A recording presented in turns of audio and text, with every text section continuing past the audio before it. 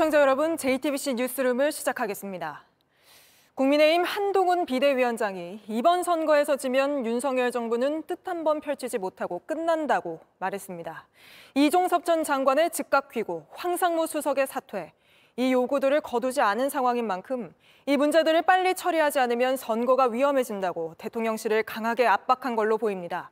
총선까지 22일, 대통령과 여당 대표의 갈등이 출구를 찾지 못하고 있습니다. 하이빈 기자입니다. 선거대책위원회 발대식에 참석한 한동훈 비대위원장은 총선에서 지면 윤석열 정부도 성공하지 못할 거라고 했습니다. 우리 나라의 운명이 걸려있다는 말이 단순한 레토릭이 아닙니다. 이번에 지면 이번 윤석열 정부는 집권하고 뜻 한 번 펼쳐보지 못하고 끝나게 될 겁니다. 이종섭 호주대사와 황상무 대통령실 시민사회 수석 논란으로 각을 세우고 있는 대통령실을 향한 메시지로 해석됩니다. 그러면서 두 인사에 대해서 정리가 필요하다며 기존 입장을 재차 강조했습니다. 국가의 운명을 좌우하는 중대한 선거를 앞두고 더 민심에 민감해야 한다는 제 생각을 말씀드리는 것이고요. 이틀 전 한 위원장은 이 대사는 즉각 소환해 조사하고 황 수석은 스스로 거취를 결정해야 한다고 대통령실에 변화를 촉구했습니다. 이후 대통령실이 공개 반박에 나서면서 팽팽한 긴장감이 유지되고 있는 상황. 총선 3주를 앞두고 당에서 느끼는 위기감은 더 커지고 있습니다.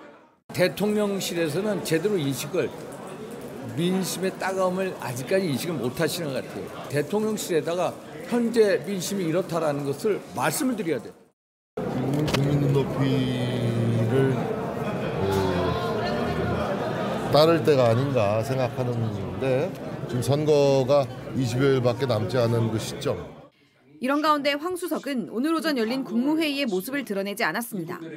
이 때문에 황 수석이 자진 사퇴할 수 있다는 해석도 나왔는데 대통령실은 아무런 입장을 내지 않았습니다. JTBC 하이빈입니다. 이런 가운데 당내 친윤석열계도 한동훈 위원장을 향해 공개 반발하고 나섰습니다.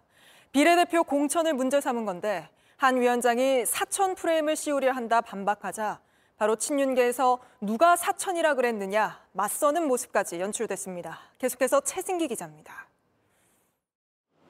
한동훈 비대위원장은 자신이 추천한 사람은 한 명도 없다면서 사적 공천, 이른바 사천은 프레임이라고 강조했습니다. 원하는 사람, 추천하는 사람이 안 됐다고 해서 자기들이 그거 사천이라고 얘기하는 건 굉장히 이상한 프레임 씌우기에 불과한 것이고요.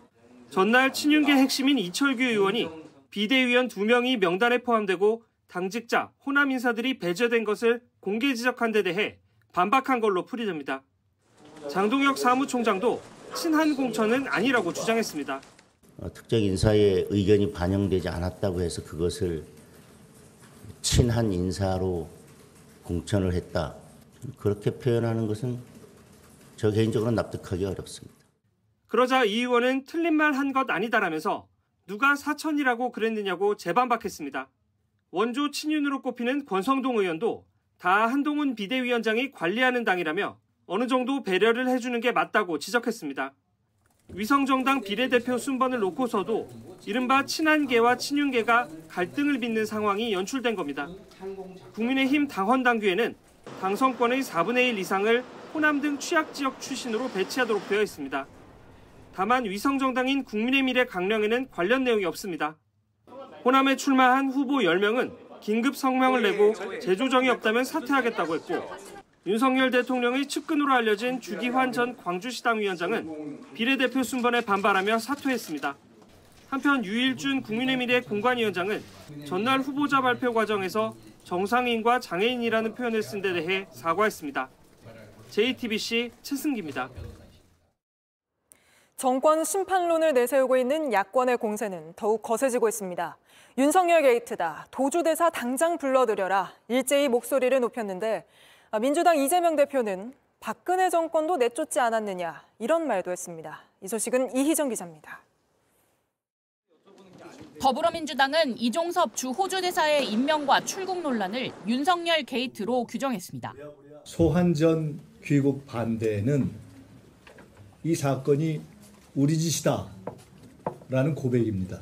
이번 사건은 처음부터 몸통이 윤 대통령인 윤석열 게이트였습니다. 그러면서 윤 대통령을 향해 이 대사를 즉각 소환하고 특검을 수용하라고 압박했습니다. 춘천을 찾은 이재명 대표는 박근혜 전 대통령을 언급하며 이제는 권력을 회수할 때라고 말했습니다. 그 서슬퍼런 박근혜 정권조차도 우리가 힘을 모아서 권좌해서 내쫓았지 않습니까? 우리 국민이 이 나라의 주권자라는 사실을 확실하게 보여주는 날이어야 된다. 조국 혁신당도 용산 대통령실 앞에서 비판의 힘을 더했습니다. 일국의 대사가 도주 대사라는 멸칭으로 조롱받습니다. 국제적 망신입니다. 이종섭 전 국방부 장관을 당장 불러들이십시오. 또 정보사 흉기 테러 발언으로 물의를 빚은 황상무 수석에 대해서도 사과로 끝날 일이 아니라며 경질을 요구했습니다. 윤 대통령이 주재하는 민생토론회를 중단하라며 22대 국회에서 관건 선거 의혹에 관련한 국정조사 추진 방침도 밝혔습니다. 앞서 공수처에 고발장을 제출한 새로운미래 홍영표 위원장도 입장문을 내고 감추려 하면 할수록 수사방해 사건의 주범이 대통령이란 의심만 더 커질 것이라고 비판했습니다. JTBC 이희정입니다. 지금부터는 이종섭 전 장관을 둘러싼 의혹과 관련해 저희가 단독 취재한 내용 보도해드리겠습니다. 최상병 사망 사건 수사 외압 의혹의 핵심은 이종섭 당시 장관이 대통령실의 지시를 받고 해병대 1사단장을 수사 대상에서 빼줬느냐 하는 겁니다.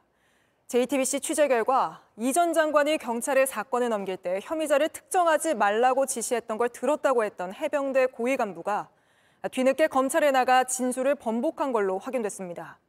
이 전 장관이 이런 지시를 한 적 없다고 부인한 직후에 일어난 일입니다. 먼저 유선희 기자의 단독 보도입니다.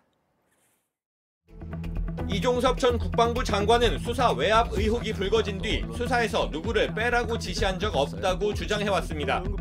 혐의자를 포함시키지 않고 보내야 된다, 그런 얘기는 한 적이 없습니다. 그런데 당시 지시사항을 받아 적었던 정종범 해병대 부사령관은 지난해 8월 4일 군검찰에서 다른 말을 했습니다. 장관님이 크게 4가지를 말씀하셨다면서 누구누구 수사 언급하면 안 된다. 법적 검토 결과 사람에 대해 언급하면 안 된다는 지시를 받았다고 조목조목 설명했습니다. 지난해 9월 6일 이런 사실이 언론 보도로 알려지자 이 전 장관이 거짓말을 했다는 의혹이 불거졌습니다.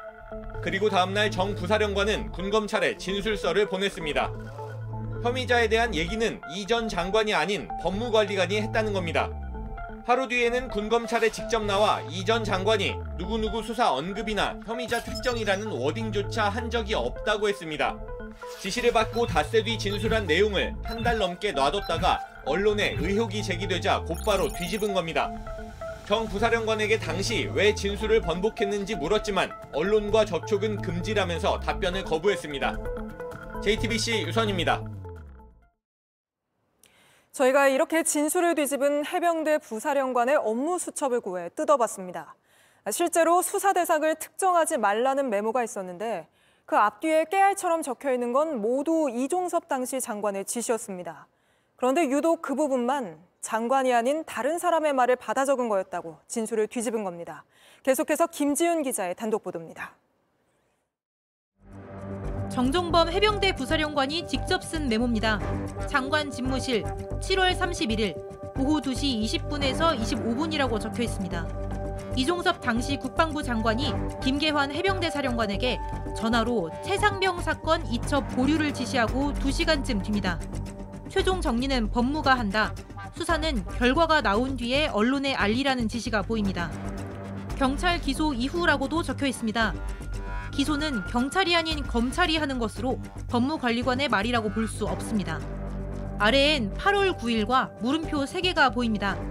정 부사령관은 군검찰에 장관이 8월 9일 현안을 보고한 이후 다시 조사에 보고하라는 내용이었다고 진술했습니다. 역시 이 전 장관의 지시입니다. 유가족이 민간경찰 조사를 오해하지 않도록 하라고도 지시합니다. 그리고 바로 아래 누구누구 수사 언급하면 안 됨이라고 적혀 있습니다. 모든 내용이 이 전 장관의 지시인데 의혹이 불거진 부분만 법무관리관의 말이라는 겁니다. 수사 외압 의혹이 불거졌을 때 특정인 언급이라는 진술이 나왔는데도 추가 질문 없이 조사를 끝낸 군검찰은 갑자기 진술을 뒤집겠다고 했을 때도 아무런 문제를 삼지 않았습니다. JTBC 김지윤입니다. 이 사건을 수사 중인 공수처는 즉각 소환하라는 대통령실의 압박에 소환 시기는 수사팀이 정할 문제라고 맞섰습니다. 그러면서 지휘부 공백으로 수사에 어려움이 있다고도 호소했습니다. 석 달째 처장 없이 지내고 있는데 대통령실은 3주 가까이 검증을 이어가고 있습니다. 박병영 기자입니다. 현재 공수처는 지난 1월 김진욱 처장 퇴임 후 지휘부 공백이 이어지고 있습니다. 차장도 물러나고 수사 1부장도 사의를 표명했습니다. 공수처장 직무대행은 현재 처장 직무대행인 수사 2부장이 맡고 차장 직무대행은 수사 3부장이 맡습니다. 대행의 대행체제입니다. 그런데도 대통령실은 지난달 29일 최종 후보 2명을 추천받았지만 3주 가까이 검증만 하고 있습니다. 공수처 관계자는 병풍이나 우산대줄뿐이 있어야 구성원도 안정될 수 있다고 말했습니다. 공수처는 최상병 사건에 인력을 더 투입할 여유도 없어 이종섭 전 장관의 휴대전화도 분석을 못하고 있습니다. 그래서 속도는 더 못 내더라도 소환은 수사팀 일정에 맞추겠다고 했습니다. 대통령실이 출국을 허락한 게 아니라면 당장 이 전 장관을 소환하라고 한 데에 대한 반박이기도 합니다. 공수처는 특히 이런 대통령실 입장이 수사 관여라고 보느냐는 질문엔 법조항을 보고 판단하라고 했습니다. 대통령이나 대통령실 공무원은 수사위관의 의견을 내선 안 된다는 공수처법을 말한 겁니다. 이 전 장관의 출국을 놓고 대통령실 입장에 반박한 것을 두곤 거짓말할 수는 없었다고 말했습니다. JTBC 박병현입니다. 네, 총선 소식 이어가겠습니다. 국민의힘 공천 취소에 반발해 탈당과 함께 무소속 출마를 선언한 장해찬 후보는 연일 대통령 또 대통령실과 가까운 사이란 걸 강조하고 있습니다. 그러면서 당선되면 복당하겠다고 했는데 국민의힘은 절대 허용하지 않겠다고 선을 그었습니다. 유정화 기자입니다. 과거 막말 논란으로 공천이 취소되자 장해찬 전 국민의힘 최고위원은 어제 탈당과 무소속 출마를 선언했습니다. 20대 시절 개인 SNS를 검증한 잣대로 민주당을 살펴보면 공천받을 사람이 얼마나 있습니까? 주민들이 선택한다면 민심을 막을 수는 없을 것이라며 당선되면 당으로 돌아가겠다고 했습니다. 핵심 친윤 인사로 탈당 전 대통령실과의 교감이 있었느냐는 질문엔 여지를 남겼습니다. 대통령실뿐만이 아니라 당 지도부, 지금 비대위와도 제가 연락을 안 하는 사이였겠습니까? 하지만 이제 와서 대통령실과 어떤 연락을 주고받았고 이런 걸 밝히는 것은 온당하지 않다고 생각하고요. 다만 앞서 한동훈 비대위원장은 컷오프에 반발해 무소속으로 출마하는 의원들의 복당을 허용하지 않겠다고 했습니다. 당의 입장에 반발해서 무소속 나갔지만 설령 당선된 다음에 다시 복당한다. 이걸 절대 허용하지 않을 것이라는 점을 말씀드립니다. 장 후보는 역대 총선에서 무소속 당선자의 복당이 불허된 적은 한 번도 없다고 했지만 당에선 기존 입장에 변화는 없다고 했습니다. 탈당 무소속 출마한 경우에 우리 당이 어떻게 할지에 대해서는 이미 한동훈 위원장님께서 말씀을 하셨고 그 입장에 대해서 아직까지 변화된 것은 없습니다. JTBC 유정화입니다. 민주당에선 노무현 전 대통령 비하 논란이 불거진 양문석 후보를 놓고 당내 갈등이 계속되고 있습니다.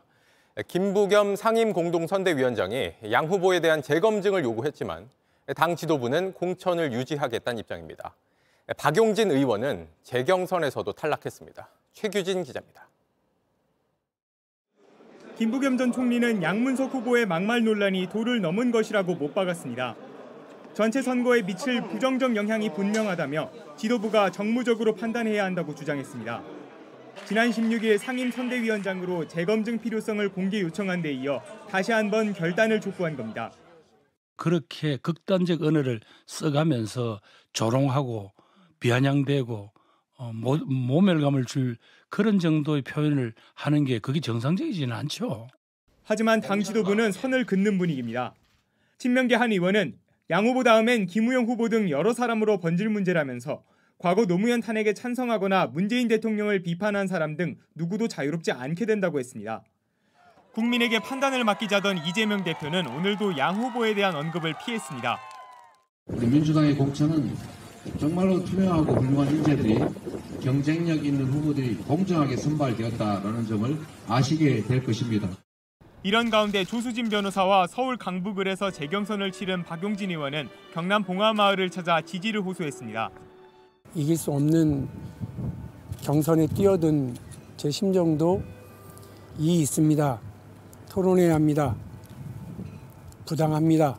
멈춰주십시오. 노무현 대통령하고 똑같은 마음입니다.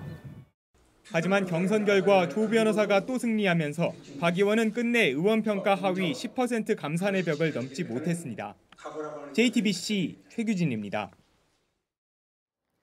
2022년 윤석열 대통령의 대장동 수사 무마 의혹을 보도했다는 등의 이유로 방송통신위원회가 JTBC에 3천만 원 과징금 처분을 내렸었는데요. 법원이 오늘 이 처분의 효력을 정지시켰습니다. 효력을 정지하더라도 공공복리에 중대한 영향을 미칠 우려가 없다고 봤습니다. 노진호 기자입니다. 지난해 11월 유일임 위원장 체제의 방송통신심의위원회는 JTBC에 대해 최고 수위 제재인 과징금 처분을 결정했습니다. 2022년 2월 사실을 왜곡해 윤석열 대통령의 대장동 수사 무마 의혹 보도를 했다는 이유로 2천만 원.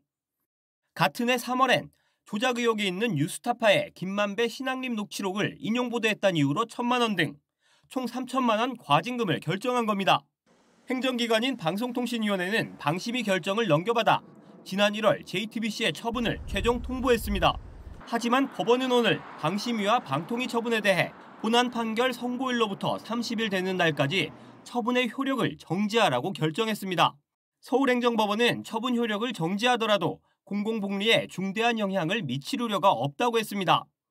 또 과징금 처분으로 JTBC에 회복하기 어려운 손해가 발생할 우려가 있어 긴급히 처분의 효력을 정지해야 할 필요가 있다고도 봤습니다.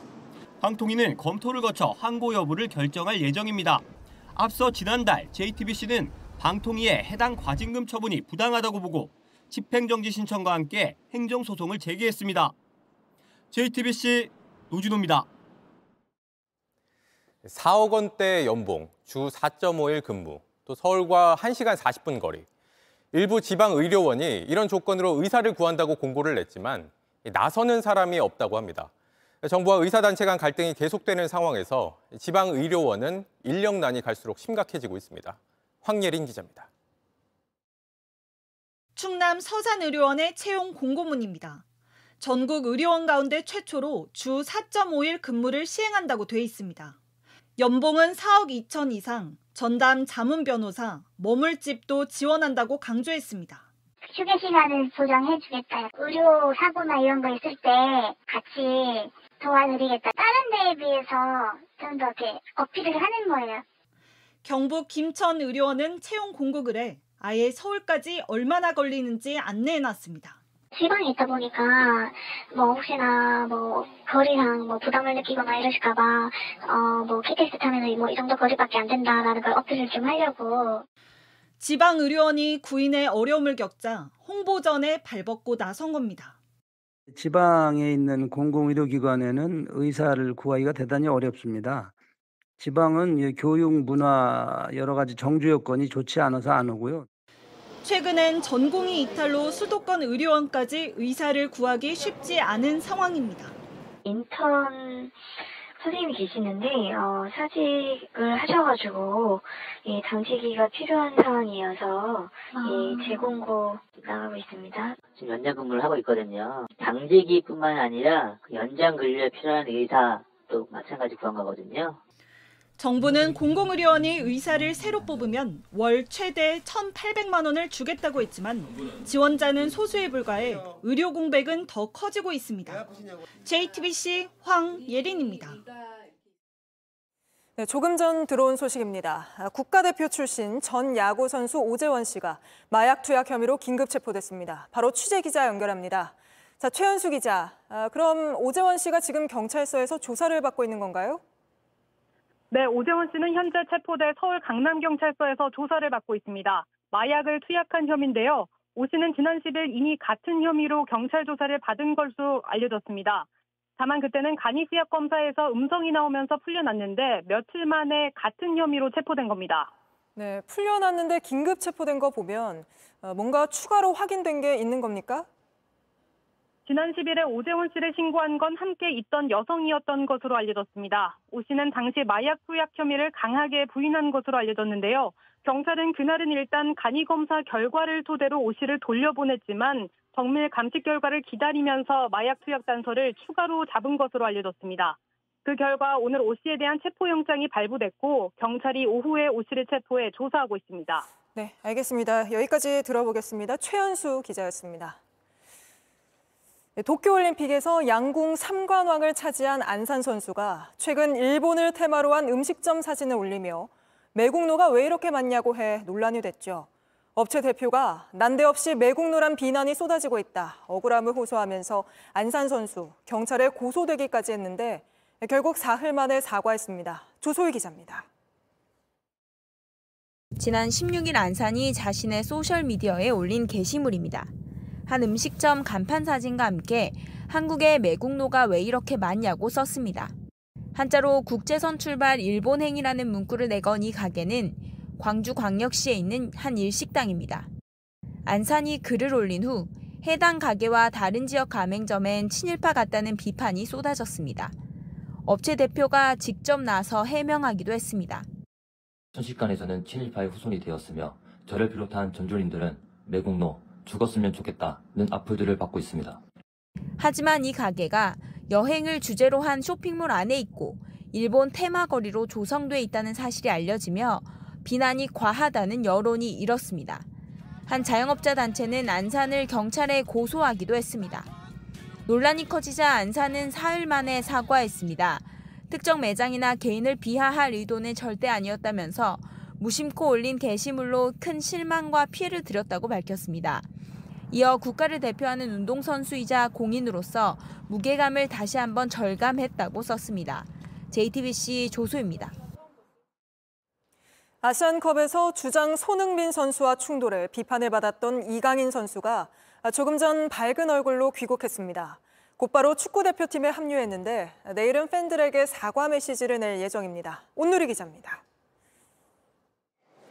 이강인은 환하게 웃으며 입국장에 들어섰습니다. 이강인 화이팅! 잠시 멈춰 고개 숙여 인사한 뒤 아무 말 없이 공항을 빠져나갔습니다. 아시안컵이 끝나고 40여일 만 해맑은 모습으로 돌아왔지만 이강인은 한 달 넘게 논란의 중심에 있었습니다.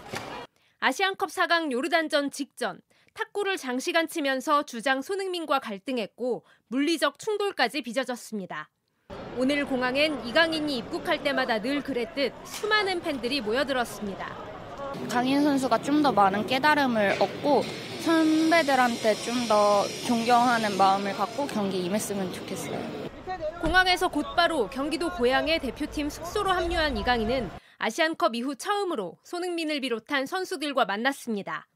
아시안컵에서 손흥민과 충돌한 사실이 드러난 뒤 열흘 만에 런던에 손흥민을 직접 찾아가 사과했고 다른 선배들에게도 일일이 사과하며 갈등을 일단 봉합하긴 했습니다. 적극적으로 풀어내야 된다는 생각은 다 공감을 하고 있기 때문에 어떤 방법이 좋을까는 좀 고민해봐야 될 것 같습니다. 얼굴 보고 컨디션 보고 결정할 문제입니다.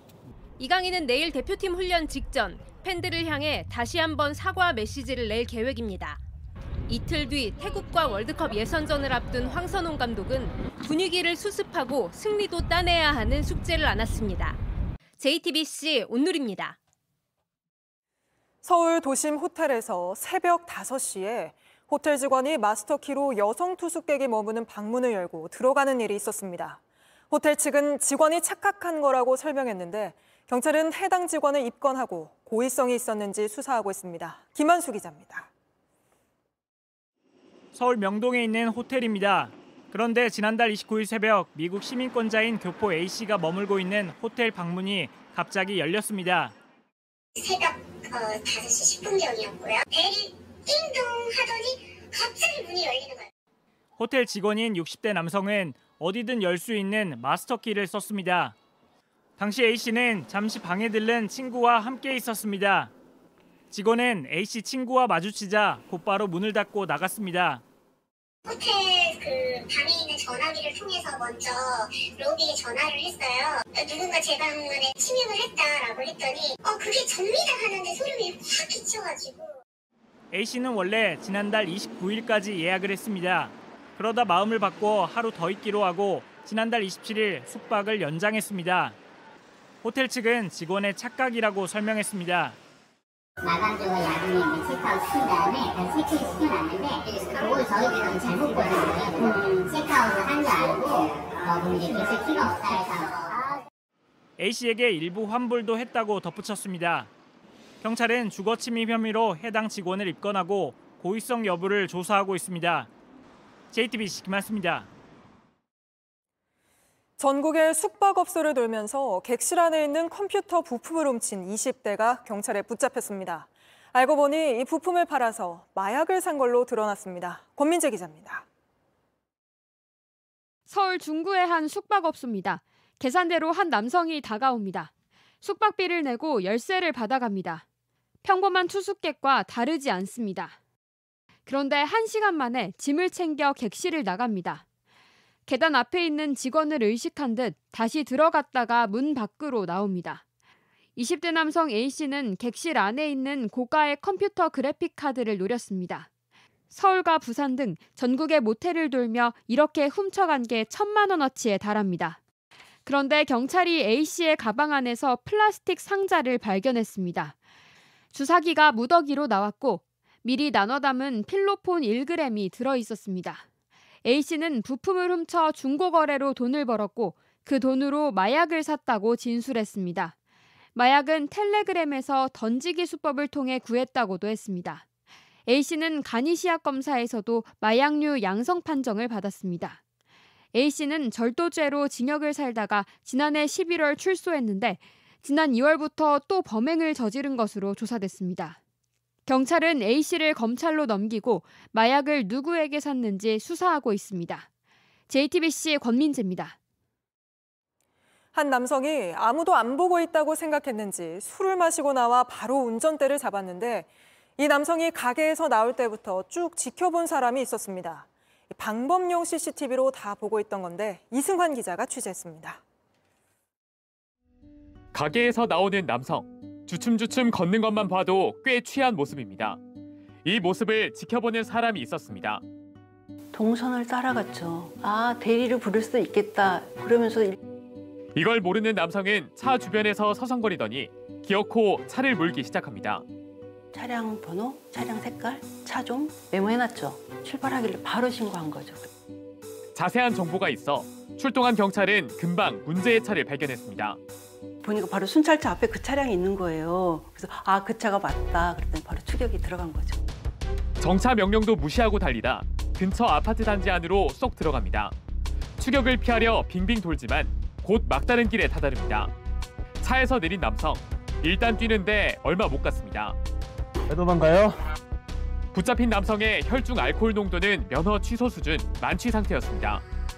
기분이 너무 좋았고 큰 사고가 없이 검거가 돼서 참 다행이다. 우리 관제위원들이 촉이 너무 좋아요, 정말로. 정말 경찰관 못지않다. 이 일로 감사장을 받은 관제요원, 앞으로도 좋은 촉으로 시민들의 안전을 지키겠다고 했습니다. JTBC 이승환입니다. 네, 총선 격전지 민심을 직접 들어보는 핫플 민심 시간입니다. 오늘은 낙동강 벨트의 최전선, 김태호, 김두관 전직 경남지사들이 맞붙은 곳이죠. 경남 양산을을 배양진, 김재현 두 기자가 다녀왔습니다. 이곳 경남 양산을은 낙동강 벨트의 최전선으로 꼽힙니다. 2016년 양산이 가물로 나뉜 뒤 두 차례 총선 모두 1%포인트대 차로 민주당이 승리했습니다. 하지만 낙동강 벨트로만 설명할 수 있는 곳은 아닙니다. 이렇게 낙동강이 아니라 울산으로 이어지는 회야강이 흐르고 양산 시내와는 천성산으로 가로막혀 있습니다. 유권자의 절반이 넘게 있는 이곳 웅상 지역은 보수세가 상당히 강하다고 할 수 있습니다. 여야는 닮은 꼴 중량급 후보들을 내세웠습니다. 재선 경남지사 출신으로 전략 투입된 김태호 후보, 그리고 바로 이어서 경남지사를 지낸 현역 김두관 후보. 이 두 사람 초면이 아닙니다. 지난 2006년 경남지사 선거에선 김태호 후보가 이겼습니다. 18년 만에 맞대결인 셈인데 이번엔 어떨까요? 지난주 실시된 JTBC 여론조사에선 두 후보가 오차 범위 안에서 팽팽했습니다. 낙동강 벨트 사수를 위해 외나무 다리에서 다시 만난 두 후보의 맞대결 현장, 지금 바로 가보겠습니다. 도전자로 나선 지 한 달, 김태호 후보는 아직 인사할 곳이 많습니다. 이게 이제 온 지 얼마 안 되노니까 갈 데가 천지빛깔이라. 보수세가 강한 웅상 지역부터 공략했습니다. 변화가 너무 없어요, 진짜. 이쪽에는 찬밥이라. 알았어. 완전 알고 계시죠? 그렇지. 격차가 너무 많아요. 상대적으로 이런 소외감도 많이 느끼고 아니, 있다는 걸 진짜 내가 알고 억울해요. 있어. 어제는 부산, 울산의 여당 후보들과 동부 양산 KTX 정차역 신설, 부울경 광역철도 추진을 함께 공약했습니다. 경부고속도로가 코앞이지만 아직 진출입로가 없는 사송 신도시 문제도 공략 포인트입니다. 정부를 설득하기 위해선 힘 있는 여당 중진 의원이 필요하다는 겁니다. 지역민의 민심은 4년 동안 한 게 있느냐, 한 발짝도 미래로 갈 수 없는 그런 형국인데 진짜 이제 일 좀 해야죠. 지역의 야당 심판 여론에도 기대를 걸고 있습니다.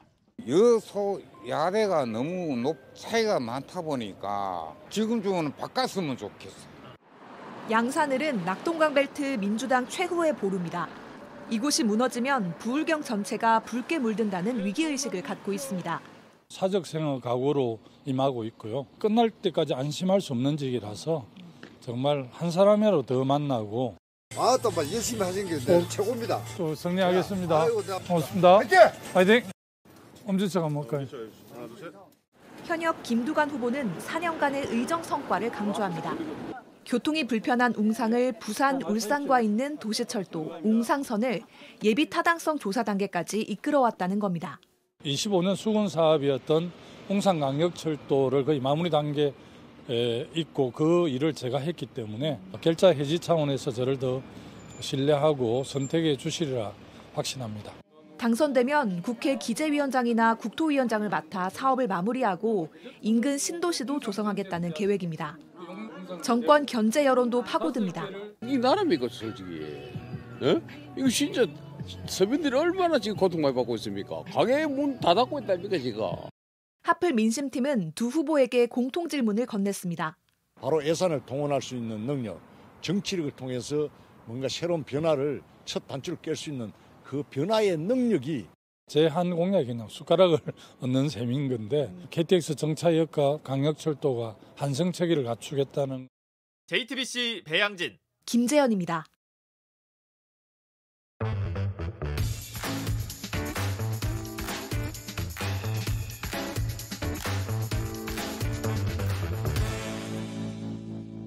네, 돌아온 비하인드 뉴스. 오늘부터는 제가 이성대 기자와 함께 진행을 하겠습니다. 자, 이 기자 첫 번째 이슈 볼까요? 네, 첫 번째 이슈 겸손은 힘들다. 네, 어느 공장 얘기가 아니라 민주당 얘기입니다. 지난주 한병도 전략기획위원장이 예상 의석, 목표 의석을 기자들한테 설명을 했는데요. 네. 자, 최대 153석 플러스 알파라고 얘기를 했습니다. 네. 과반 확보 승리를 공개적으로 얘기를 한 거죠. 그러니까 153석보다 이상을 더 기대를 한다. 뭐 자체 분석에 저렇게 할 수는 있는데 이걸 공개적으로 얘기하느냐 아니냐, 이건 좀 다른 문제잖아요. 그렇습니다. 설사 앞서고 있어도 유리하다라고 절대 이야기하지 않는 것이 그동안 선거의 불문율이었죠. 그렇죠. 왜 그러냐면 지지층의 결집력이 느슨해질 우려가 있기 때문입니다. 네. 뭐 투표장에 안 나갈 수 있다는 거죠.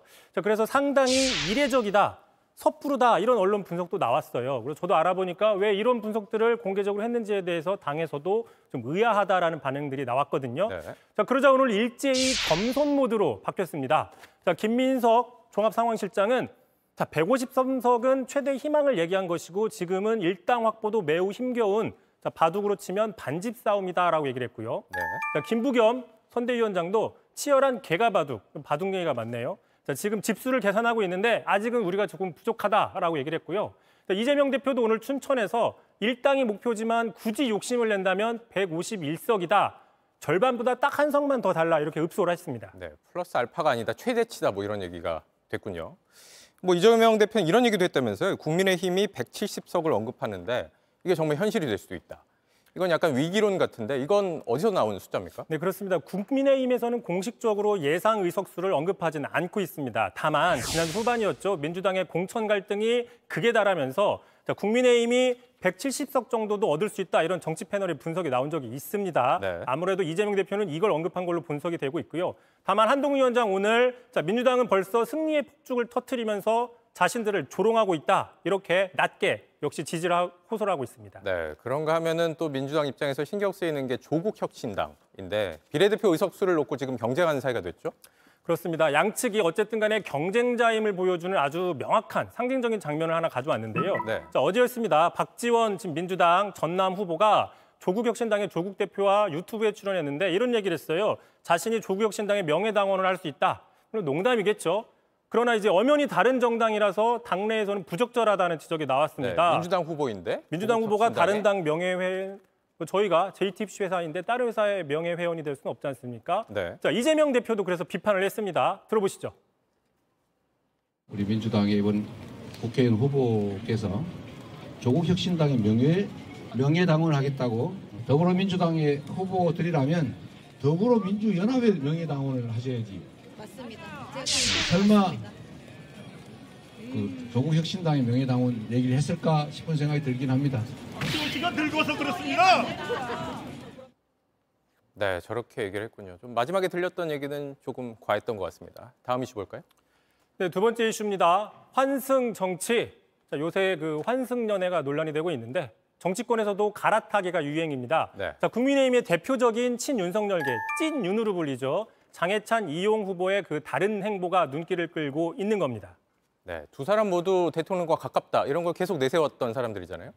네, 그렇습니다. 둘 다 올 초였죠. 김건희 여사 리스크 때문에 촉발됐던 이른바 1차 한윤 갈등 당시에 일제히 앞장서서 대통령실을 옹호했습니다. 네. 장해찬 후보 같은 경우에는 자신의 유튜브에서 김건희 여사는 몰카 함정에 빠진 피해자라고 적극 두둔을 했었고요. 자, 이용 의원 당시 의원 단톡방에서 한동훈 사퇴론 기사를 공유하면서 바람몰이에 나서기도 했었습니다. 그러다가 공개적으로 비판을 당하기도 했었죠.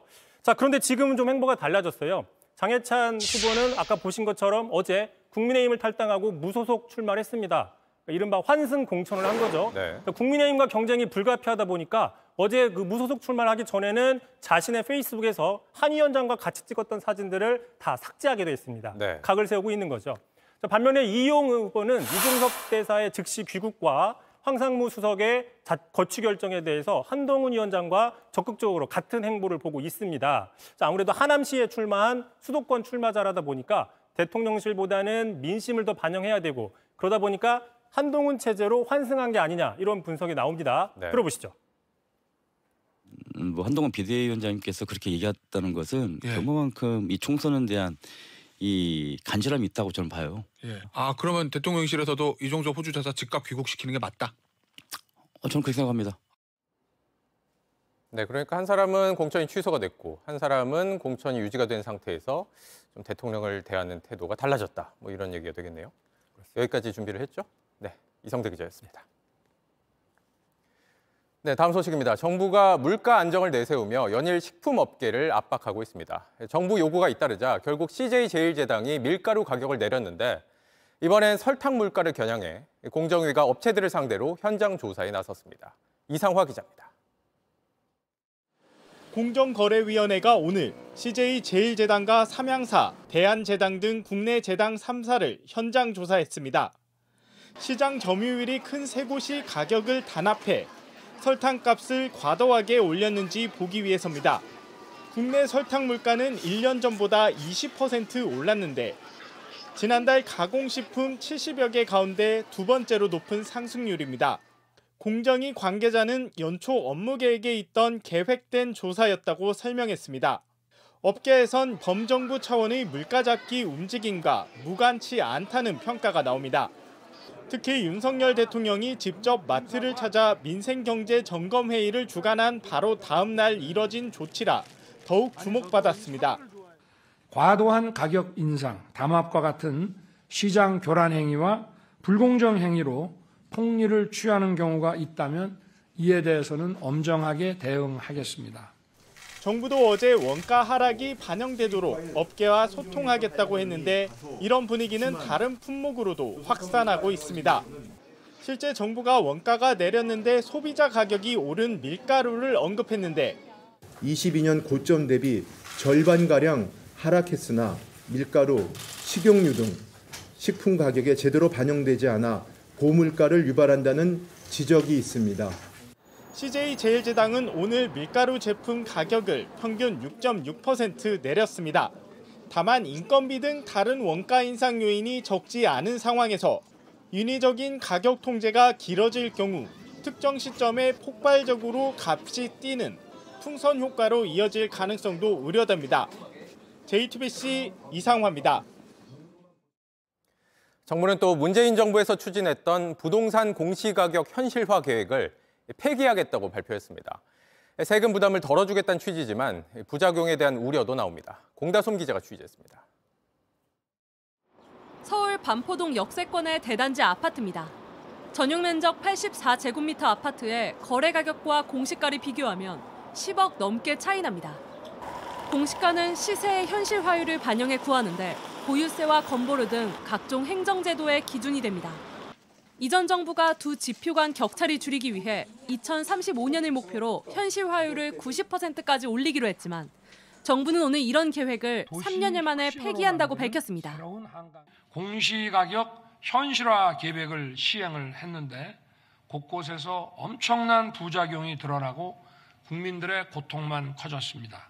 무모한 공시가격 현실화 계획을 전면 폐지할 것입니다. 수년 전 집값이 급등한 데다 현실화율까지 오르며 주택 보유자의 세부담이 커졌다는 겁니다. 당장 내년부터 현실화율을 69%로 동결돼 있는 현 수준으로 유지하겠다고도 했습니다.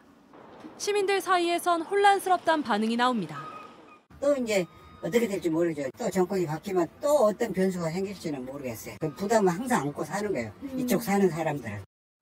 최근 서울을 중심으로 아파트 값이 들썩이는 상황에서 앞으로 집값 상승을 부추길 거란 우려도 나옵니다. 정부가 자기네 입맛대로 세금을 제멋대로 거두겠다는 것이나 다름이 없고요. 부동산을 가진 사람과 안 가진 사람의 격차를 더 크게 벌려놓을 위험이 매우 크다고. 정부는 11월 법 개정을 목표로 6, 7월쯤 용역 결과를 발표하기로 했습니다. JTBC 공다솜입니다. 도쿄전력이 후쿠시마 원전 오염수를 바다로 흘려보내고 있는 가운데 이제 4번째 방류까지 마쳤습니다.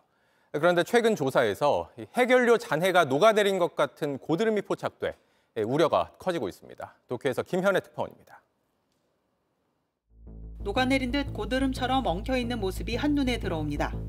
13년 전 후쿠시마 원전이 폭발하면서 녹아내린 해결료 잔해일 가능성이 있다는 추정이 나오고 있습니다.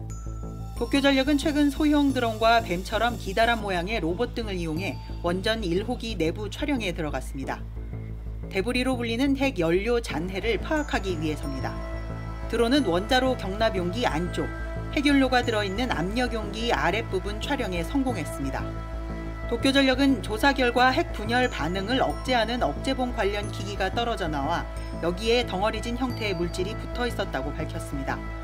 13년 전 원전 폭발로 1호기에선 90% 이상의 핵연료 잔해들이 압력용기 아래로 녹아내려 떨어진 것으로 알려졌습니다. 후쿠시마 원전에 남아있는 핵연료 잔해는 총 880톤. 오염수의 원인이 되는 이 잔해를 제거해야 원전 폐로를 할 수 있습니다. 하지만 어떻게 제거할지 아직 결정하지 못한 상태입니다. 일본 정부가 목표로 한 폐로 시점은 2051년. 도쿄전력은 올해 10월까지 2호기에서 몇 그램 수준의 핵연료 잔해를 시범 제거할 예정이어서 일본 정부 목표대로 폐로가 이뤄질지는 알 수 없는 상황입니다. 도쿄에서 JTBC 김현예입니다. 미국의 한 복권이 석 달 넘게 1등 당첨자가 나오지 않아서 막대한 규모의 당첨금이 쌓였습니다. 무려 1조 원을 넘는데 이 때문에 일확천금을 꿈꾸며 복권 사겠다는 사람이 줄을 서고 있습니다. 영상으로 보시죠.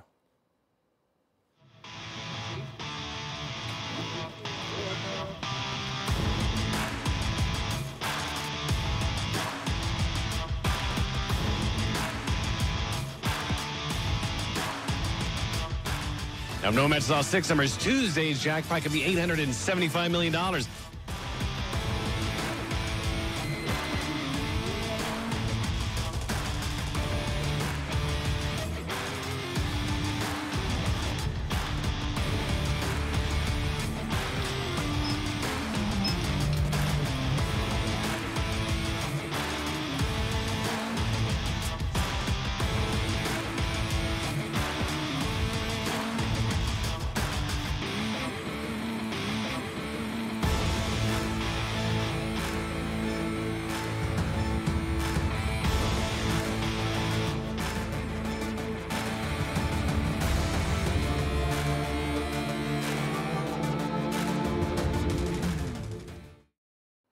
링크에서 한동안 일어나지 못하는 이 장면, 충격이었죠. 박지원 선수가 세계 선수권 대회를 마치고 오늘 돌아왔습니다. 그런데 목에는 보호대, 팔에는 깁스를 하고 있습니다. 충돌 여파 때문인데요. 이번 대회에서 황대현 선수가 2차례나 박재원 선수와 충돌하면서 우리 선수 모두가 피해를 보는 이른바 팀킬 논란을 빚었죠. 너무 지나친 경쟁에 대한 비판이 나왔는데 황대현 선수가 오늘 입을 열었습니다.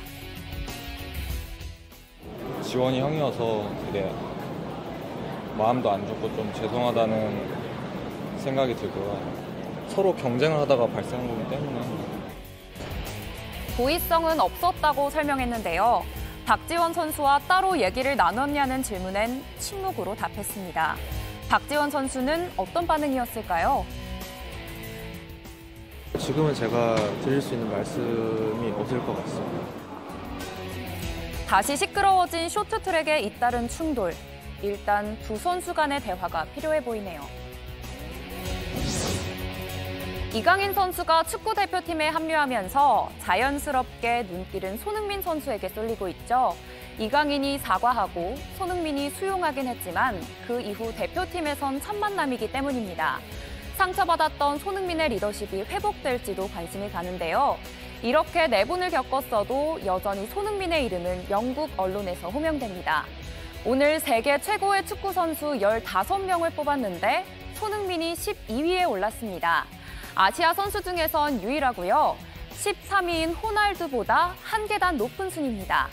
이 정도면 손흥민 선수 월드 클래스 정말 맞는 것 같죠?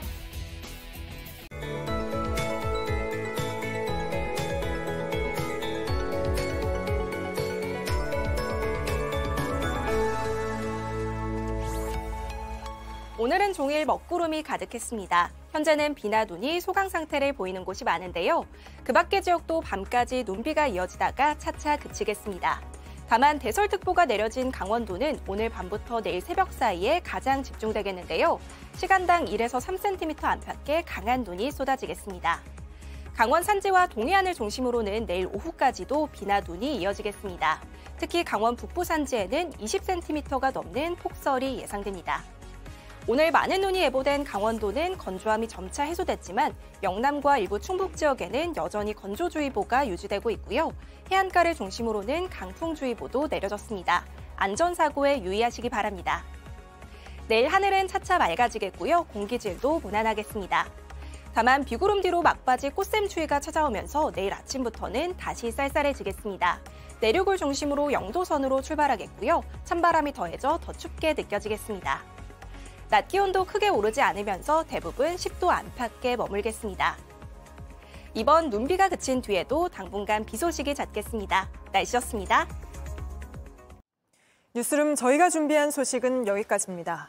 내일도 저희는 6시 50분에 찾아뵙겠습니다. 네, 시청해주신 여러분 고맙습니다.